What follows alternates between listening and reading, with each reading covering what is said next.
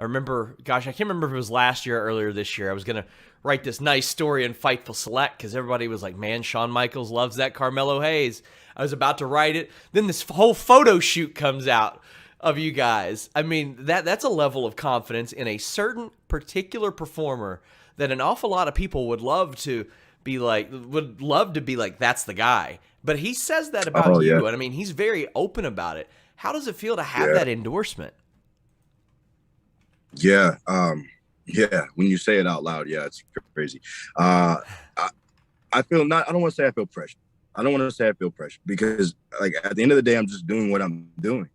You know, I'm not changing anything up. I'm just doing the formula that I've just stuck to and it's works for me. And, you know, but I do take that, you know, I mean, I don't take that lightly and I do take that as a responsibility because, you know, it's Shawn Michaels. It's Shawn Michaels, you know, and we're around him so often. And sometimes I have to step out of my shoes and realize that that's the Heartbreak Kid. You know, that's Mr. WrestleMania. But yeah, no, for him to say that, those type of things, it just makes me want to work harder. It just motivates me and it just makes me realize like, I can't let him down. You know, I can't let him down. So that keeps me on my toes for sure, man.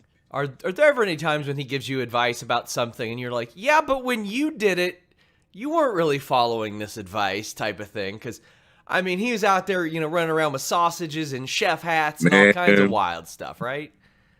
More than you realize. Yeah, Shawn, he's a different man now. His big thing with me is do as I say, not as I do. Okay.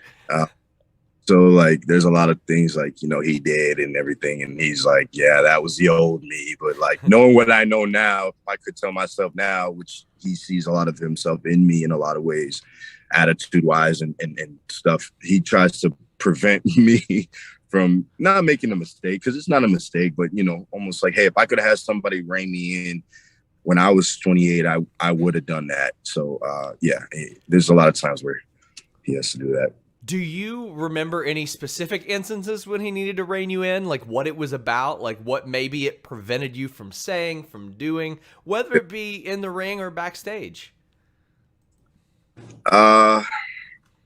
Yeah, it's just mainly things that I say. Okay. It's because like I like to say a lot of cultural references. And I think what it comes down to is the disconnect between like our generations, because, you know, obviously he's in his 50s.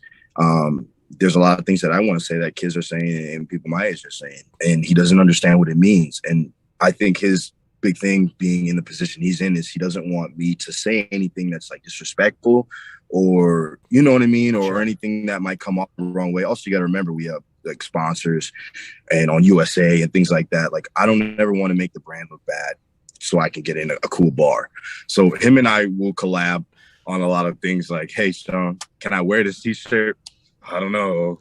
Can I say this? What does it mean? So I remember when I was a kid, the Little John and the East Side Boys got skeet on TV for like months at a time, and nobody knew what it meant. Like, let's talk about DX. You know what I mean? Like, there's an awful lot of stuff that made it on there just because somebody didn't know any better. So, I mean, I appreciate that he's like, I've been there before. I know what you're doing. Yeah, he knows what I'm doing. Yeah, he stays on his toes with me.